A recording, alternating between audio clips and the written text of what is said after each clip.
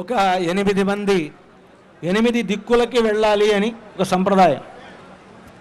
అబ్బాయికి పెళ్లి చేయాలి అని అంటే 8 దిక్కుల్లో సరైనటువంటి అమ్మాయి ఉందా లేదా అని వెతుక్కురావడానికి పంపించాలి అని. నిజానికి ఎదురుగానే సీతమ్మ ఉన్నా సంప్రదాయకంగా ఆ పని చేస్తారు. కాశీయాత్ర చేసినట్లు అనమాట. మనకు కాశీయాత్ర కూడా చేస్తారు కదా. ఎట్లా అంటే కాశీకి వెళుతున్నాను అని అక్కడ ఒక పద్ధతిలో కాశీకి ఆయన వెళుతున్నట్లుగాను, బావమరిదో లేకపోతే మామగారో మా అమ్మాయినిచ్చి పెళ్లి చేస్తామని చెప్పినట్లు ఇదంతా కూడా ఎలాగైతే ఒక లాంఛనంగా జరుగుతుందో అదేవిధంగా ఇక్కడ కూడా ఒక లాంఛనం ఏమిటి అని అంటే 8 దిక్కులకి 8 మంది వైష్ణవులను పంపించడం. వాళ్ళు 8 దిక్కుల్లోనూ వెతుక్కొని వచ్చి సీతమ్మ ఉన్నది అని చెప్తారన్నమాట. ఆ చెప్పేటువంటి దాన్ని వరణం అయిన తర్వాత ఆ ప్రవరణను చదివేటువంటి పద్ధతి ఉంటుంది. ఆ కార్యక్రమాలు ఇక్కడ వరణ పూర్తయిన తర్వాత ఈ ఋత్విగ్వరణం అనేటువంటిది జరిగిన తర్వాత ఏడాదిగా ప్రయత్నించిన సంతానం కలగలేదా? నోవా ఐవీఎఫ్ లో ఫెర్టిలిటీ ఎక్స్పర్ట్స్ ను కలవండి. మాతృత్వం కల్లా నెరవేర్చుకోవడానికి ఉచితంగా సంప్రదించండి. ఆ ప్రవర పఠనాన్ని అర్చక స్వాములు మనకి వినిపిస్తారు.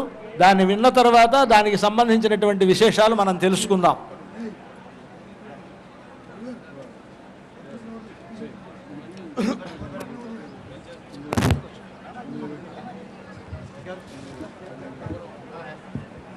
బ్రువతే అనంత వేదాధ్యాయినే అచ్యుత పరబ్రహ్మణే ఆదినారాయణాయ నిరాకార సాకార పరవ్యోహ విభవాంతర్యామ్యర్చావతార పంచాశైల ప్రవరాన్విత అచ్యుత గోత్రోద్భవాయ పరబ్రహ్మ శర్మణో నత్రే అనంత వేదాధ్యాయినే అచ్యుత పరబ్రహ్మణే ఆదినారాయణాయ నిరాకార సాకార పరవ్యోహ విభవాంతర్యామ్యర్చావతార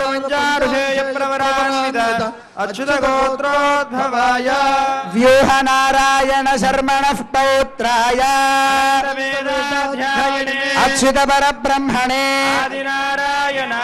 నిరాకార సాకార పరవ్యోహ విభవాంతర్యామ్యర్చావతార పంచాశేయ ప్రవరాన్విత అచ్యుత గోత్రోద్భవాయ